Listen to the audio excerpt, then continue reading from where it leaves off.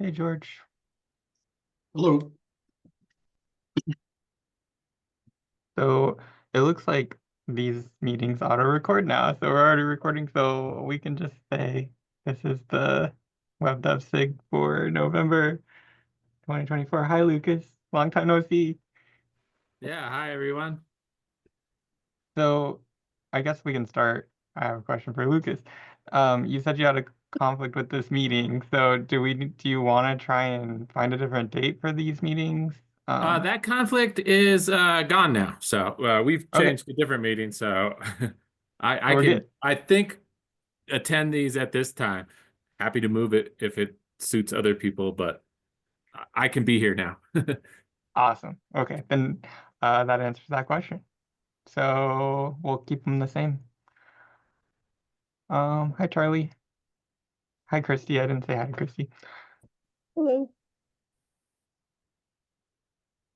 So I figured that's the reason the meeting was recorded was because Kristi was here and started the recording before got here. Oh, no, I didn't. I'm not recording. I figured it was the person who got here before me, so No, I've maybe they noticed just over auto the record. yeah, I've Maybe. Do we noticed want over the to? past week they've started auto recording. Sorry, go ahead, They Kristi. have. Wow, that's new. You didn't know about that either. Nope, wasn't I'm me. guessing it's I'm guessing it's something that Christopher set up. So it makes it easier. We don't need to claim host anymore. So yeah, I guess we can talk web dev. Does anybody have anything they want to share or questions? I'm just here to learn. That's fair. Me I've too. been sick for the last 2 weeks, so I don't know anything that's going on. I'm barely able to figure out what I'm doing.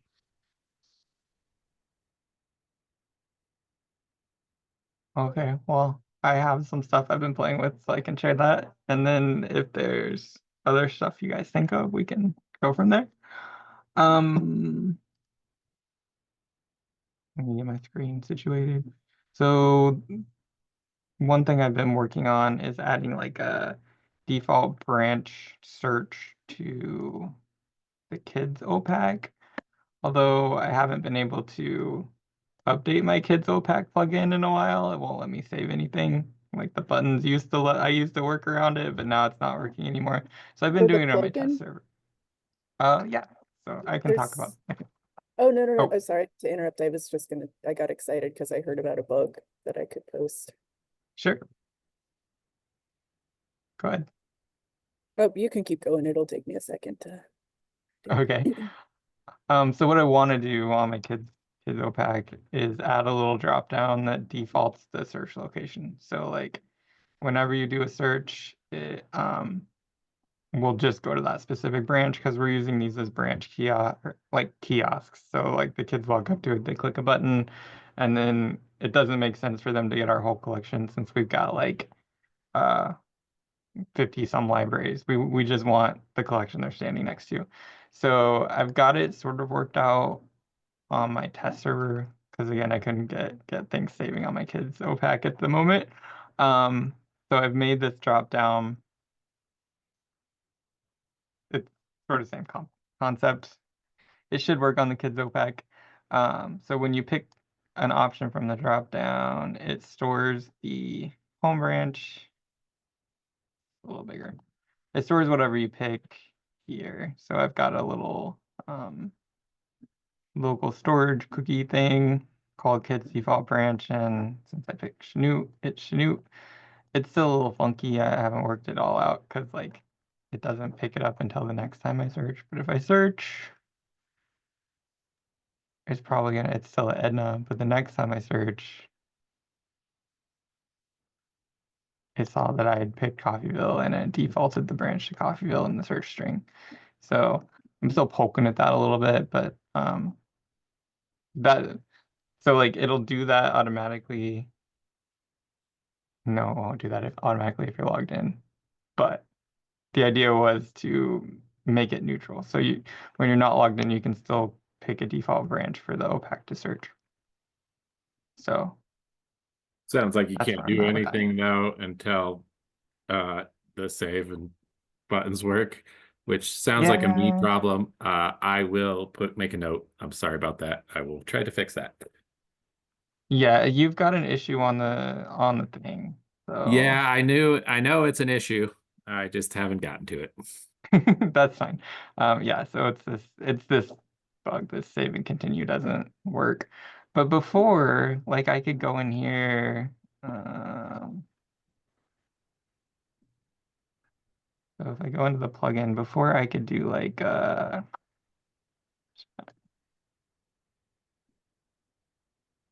You could do one of the saves, but not the other.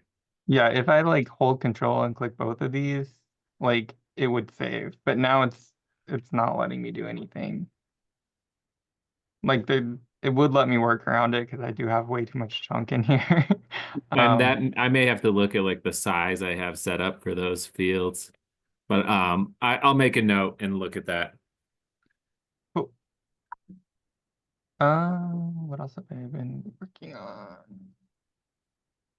So I'm excited to make progress on that because we also want to use like the not logged in default to do some customization of the OPAC for certain branches. That was like a contingency for picking up one of my community colleges, and I'm using it for the self-check as well. So like on the self-checkout screen, I've got a drop down and it lets me pick, and then when it's logged in, it has different behavior. So like just for Fort Scott Community College, I have it set to do student ID stuff. I see. So it's Cool. working. Cool workaround. Yeah. The other thing I've been working on lately is this new holds to expedite report. So something that's been falling through the cracks for us lately has been holds where like it'll get trapped at one library, but it's actually sitting on the shelf at the library of the patron that wants it. So I came up with a report that does that. And then I added a button here. So it's like this book is on hold for this patron at Chanute, but somebody at Fort Scott trapped it. So I want to make it easy for my librarians to go in and find that book and say, hey, I can go grab that off the shelf and just give it to my patron.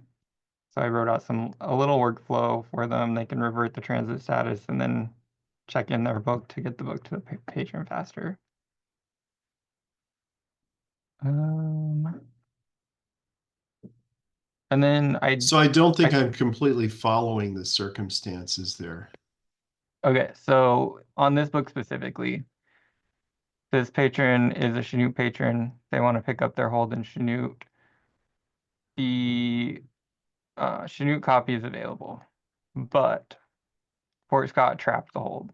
So now they Oh, have to wait okay, for I the see. item to come from Fort Scott to get their hold when they could Okay. just come into the library and get it. So I get it. You went over it so fast, it just flew right by me. Okay, I understand. sorry. Sure. So yeah, that's there's a couple of weird scenarios like that, and I want to open bugs about that because like there's that scenario where things could be getting into the patron's hands faster, and then we also have the orphaned holds, where like a hold gets on an item that then becomes unavailable and it can't be filled, and those are like things that happen in Koha that you don't realize can happen, and like if you're not aware and paying attention via reports, then they just sit there if the patron doesn't come in and complain. So that's sort of what I've been working on there. And that's really it lately. I'm sure there's other stuff I've been writing a lot of reports lately, so had less time for fun jQuery things. Oh, I did have two bugs I was gonna put in. Things that I've written jQuery for that Lizette had opened bugs about, so I was just gonna share those with the group. So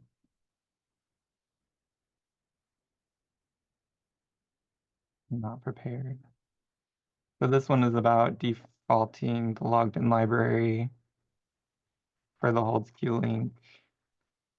And I put my jQuery in the comments in case anybody wants it. And then this one is about adding the holds queue count somewhere. And I put a screenshot of what I'm doing with jQuery to as a suggestion, because both of those things are like improve user experience for our staff for sure. The first one, it reduces the number of clicks they have to make to run the holds queue, and then the second one, they don't have to click it at all if it says 0. So it saves them some time in both scenarios.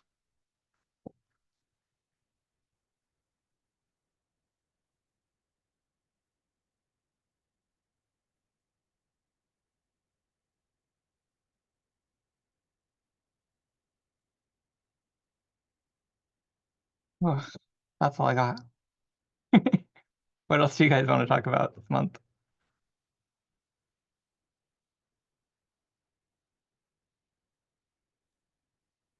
What's the bug that Kristi put in the chat box? It's, I noticed that with 2405, if you try to search and install an update to a plugin, in administration, it won't install the plugin. That's a known bug, which it looks like Lucas said is going to be in the 240506 package. So just something to be aware of.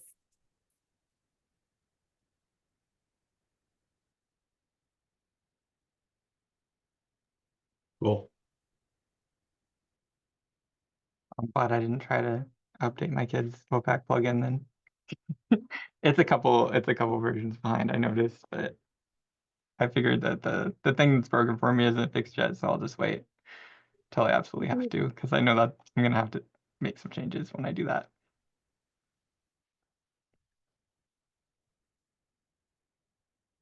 Anything else we should be aware of, Lucas? You've been working on, or cool stuff? As far as like bugs and whatnot, a lot of little things like what Kristi just pointed out, which are like stemming from our broad CSRF protection that was introduced in 2405, which breaks a lot of little things like that, forms and links and whatnot. So a lot of those types of fixes are being still pushed to 2405. Most of the most annoying ones, I think, are done. And it's the more little ones that are still getting fixed.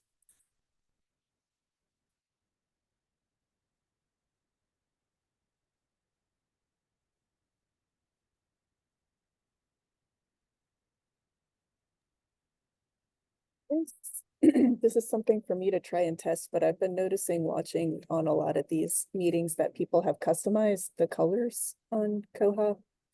And I'm wondering if there's a quick tutorial on how to do that. I The did a custom- video on that. Oh, yeah? Christopher and I did a video on that. Let me see if I can find it for you. I thought I saw a bug that maybe Lucas is working on that is going to be to make it like configurable in the user interface for Oh, that would be on cool. a per branch level Correct. too. That'd be awesome.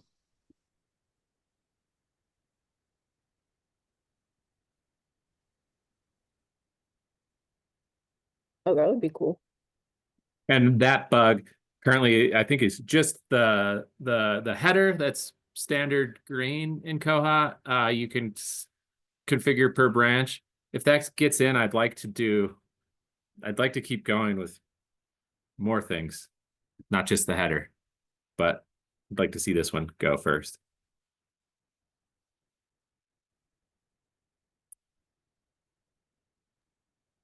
That would be cool if you could have like a whole theme for each branch kind of.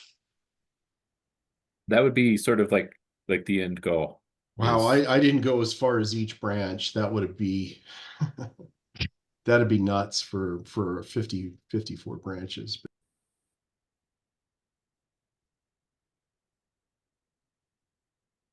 Yeah, I just have mine where my test server is a different color than my live server, just so that people don't mess up in the live server. But I had when we first changed to the new stylings, one of my librarians told me that the green gives them a headache. So they'll be very happy to know I can change that for them in the future. Easily. Green's my favorite color, so It's, you know, one of the things that Christopher and I apparently aren't very good at is we don't, our videos aren't searchable. It's a colossal pain in the ass to find old videos.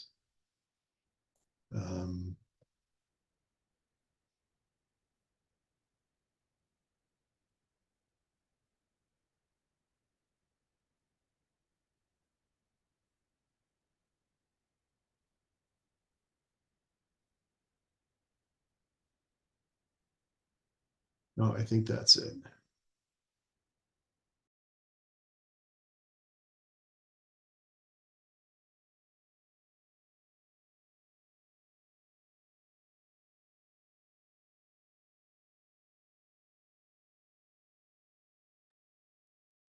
that kind of dovetails into just sort of I'm pretty new to all of this stuff. So like if you guys have any of the, here's one of the first things I ever did, and you can try it too, things that jump to mind, that'd be great.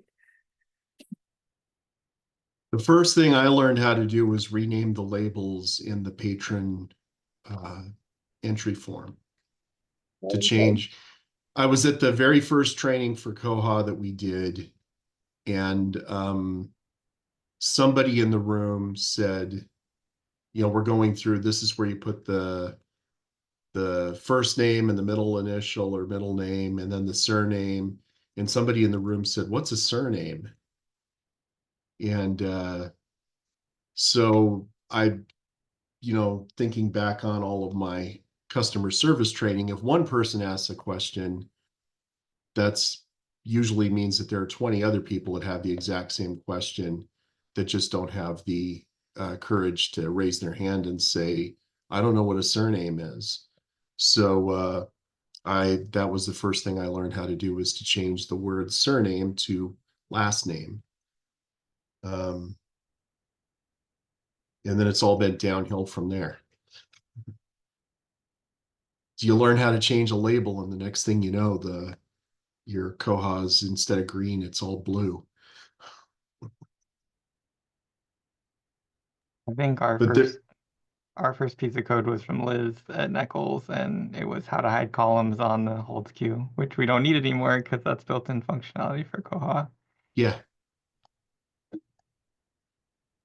And then the second one was defaulting reports dropdowns to the home location or the logged in library location, which is a must in a consortium, I think.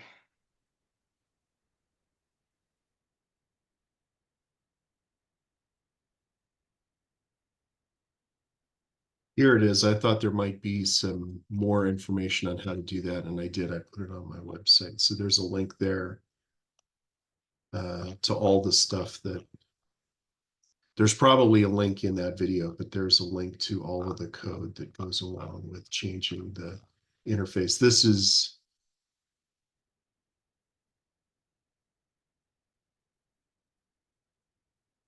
screen 2. This is what our Koha looks like now with all the different colors. And so it wasn't that hard. It was just, the hard part was figuring out what changes to make in CSS to do all that stuff. But everybody likes this much better than the green, and it's all based on the colors and the logo that we've been using for the last, 5 or 6 years. And Jason applied all that to, or Jason or Christopher, I don't know who, somebody applied it to the koha-US test server. So the koha-US test server is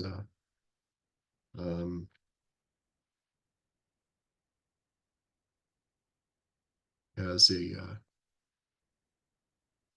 a patriotic US theme.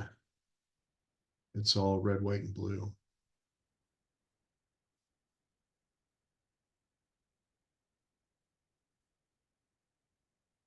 The hardest part actually was picking the colors, making sure that I had colors that were going to be easy for people that had good contrast and were not difficult for people with vision impairments to deal with. So.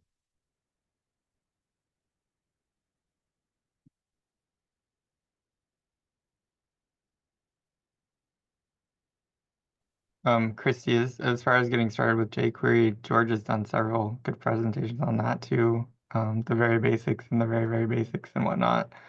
Yeah, I forgot about those. And for CSS, that was like my first project, was redesigning our OPAC. So like that's where I started, was with just teaching myself CSS by poking around at the OPAC and making changes and until I got comfortable with it. But I don't know that we have any like koha specific resources for that.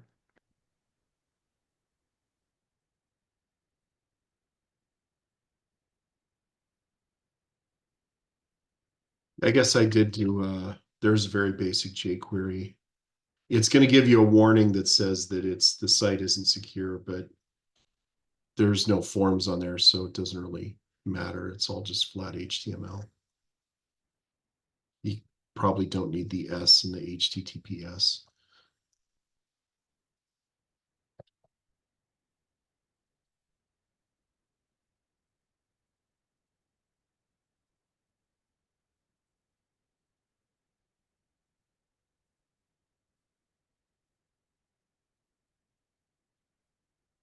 We haven't done one of those kinds of presentations in koha-US in a while. Probably wouldn't. It feels like, you feel like you've done them, and so that they don't need to be, so they're done. But there's new people all the time, so.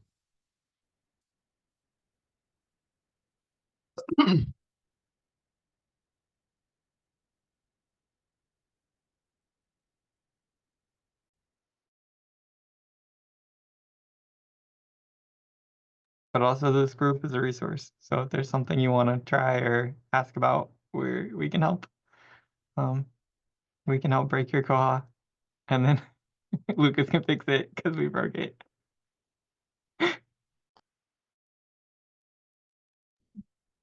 That is the fastest way to learn how to do something, is to break it and then try and figure out how you broke it.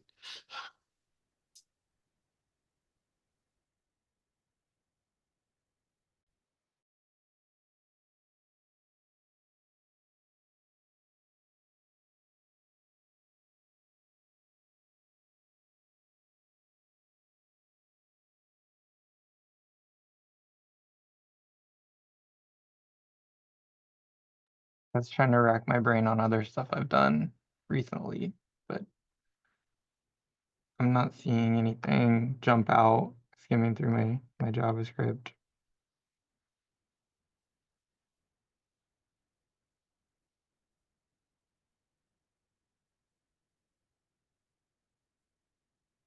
It is sort of a slippery slope, like writing custom code when it should be writing JavaScript when it should be built into Koha natively. So my goal for next year is to go through everything I have and find tickets, and if there aren't tickets, report bugs on things that I've done, because it would be nice to not have to go through during every upgrade and make sure my code is still working.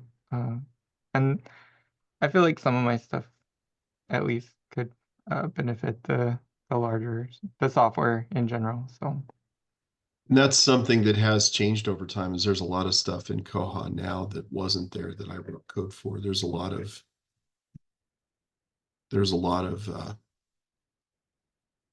things that I did that I did custom jQuery for, that is part of Koha now. yeah, I'm And scrolling through the syspref and I have stuff commented out with bug numbers. I need to do some spring cleaning because like things have been pushed in that I don't need the code for anymore. yeah, that's the other piece of advice I'd give to new people, is make comments on everything you do so you know what it does. That was something that wasn't done when I first got to NEKLS 7.5 years ago. is there was like 2,000 lines of custom jQuery and not one comment. Nothing said what it did. And the reports were just the same. There were 3,000 reports, and their titles, some of them had titles like question mark. That was actually the title of a report I had, was question mark. Yeah. It was a lot of work to get those reports down to a manageable number.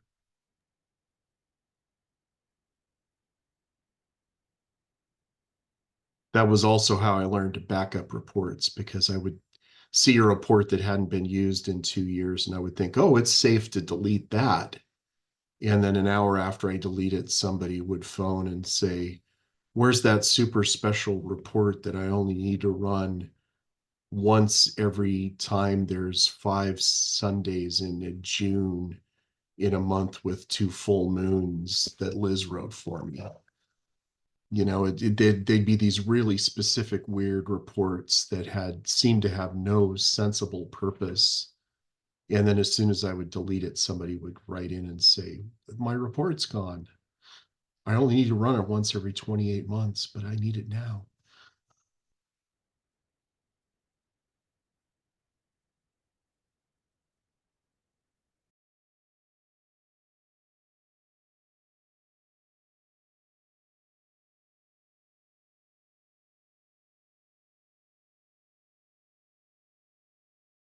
Oh, we talked about an interesting bug at acquisitions the other day that was really old about sorting series numbers. Has nothing to do with web dev, but I thought it was interesting. Because it seems like something that I should be able to do, but it doesn't. Everybody just sort of relies on Novelist to see the series in order, but if you're not paying for Novelist, then yeah, so I put that in the chat in case anybody wants to think about it.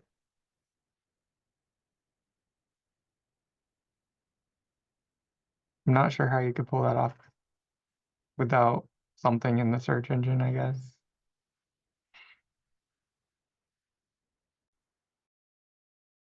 You can tell this is old when you look at it and the first line says, can we sort by the 440V, when the 440V isn't even a mark field anymore? It's been replaced with I guess that'd be the 490V now, hasn't it?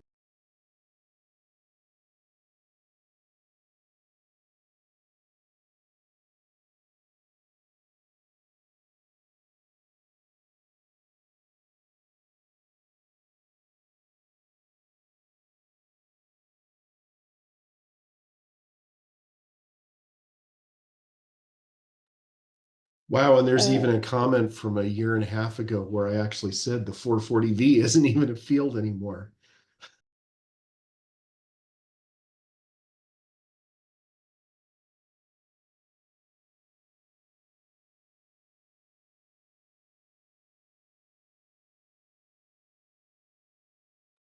Seems like one of those things where if the 245 field is not exactly, then there goes your sort by 240 or by 490V. Yeah, we have that problem with consistency in series titles where sometimes it's the XYZ series, sometimes it's just XYZ and it's the same series. So like and they like when it was in the 440 it was an authorized field, but now I don't think series are authorized. The So like 800 one would be the authorized, the 800 or the 830s usually. yeah, and we kind of ignore the 800s because it messes with our display. So we have a whole separate mess there, I think, in our catalog personally. That's we have Novelist Select, and I tell people to use the name of the series as it appears in Novelist Select. Just ignore all of the things you're supposed to do and just go by what's in Novelist Select.